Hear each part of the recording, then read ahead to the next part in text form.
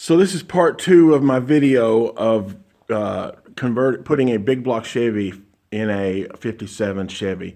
So I wanted to point out that that's what it looks like with a 2-inch drop brand new leaf springs. It's a 5-leaf spring, 2-inch drop, and with actually I have a 3/4 inch aluminum drop brick on top of that. So there's actually about 2 3/4 drop right there. So that's how it would look if you change your rear springs with 15-inch tires. I wanted to point out my approach to this whole car has been affordable and trying to do things on a budget without having to break the bank buying a bunch of new parts, because that's not what I'm about. I am about having something affordable and a common man approach, affordable approach. And sometimes that means mine's uniquely different, and I fabricate stuff my own self, sometimes. Whatever's the easiest, but sometimes I have to spend money. And so, that's just how it is. So if you feel like picking my project apart, understand I'm trying to do it on my affordable wallet. And anyway, so I want to point out something else about the engine harmonic balancer, how close it is to the frame here. I don't know if I can get a good picture of this. I'm going to try. But notice how close that balancer is to the frame right there. I don't know if I can get it, but it does clear, and there's the pulley. It does clear, but there's probably only about a ½ inch of clearance between the balancer and the frame there. I don't know if it really won't quite tune that in like it need to. Anyway, that was another thing that I had to take into consideration, and how close my pulleys were to the front radiator support. You can see a little bit right there as well.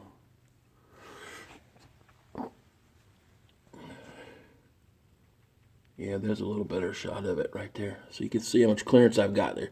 It's snug, but it works. It definitely works.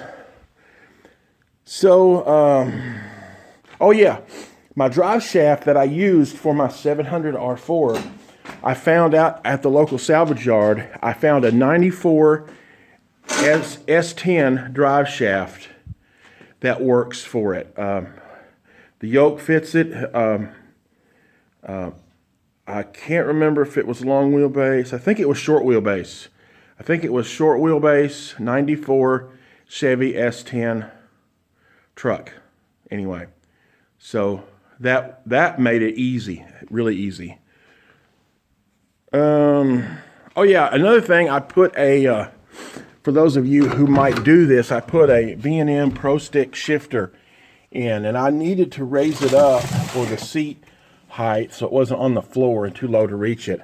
So I made this wood block here and ran the cable down, obviously, and fastened the wood block to the floor from underneath, and then bolted the shifter on top of that. Painted it silver. I think it looks pretty decent. It gets it up. Plus, the wood part of it gives me the ability to screw cup holders on the side and fashion some sort of cup holder apparatus, and I like that really well too. So that was another thing that I did.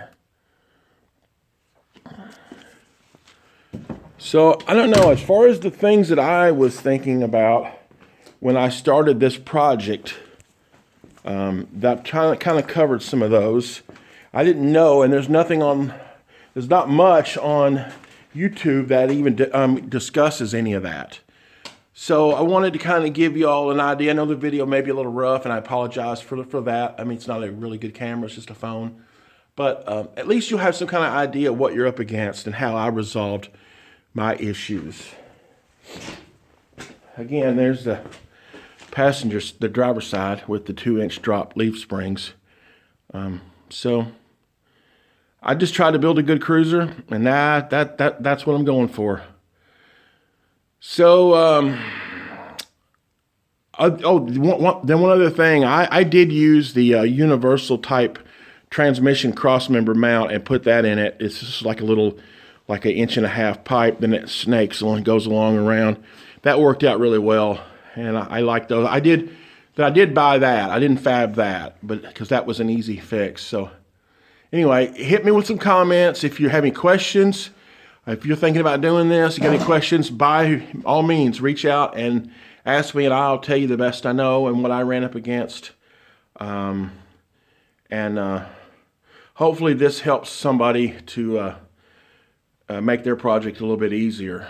You know, that's what I was looking for, and I struggled to find anything yet. So I'm gonna put this front fender assembly together, and sadly I can't find anything online about how the 57 goes together, like what pieces of the front fenders piece together. I mean, I can figure it out, but it would be nice to watch a video that have me, you know, with a head start. But anyway, so maybe I'll do a video on that. I'm not sure.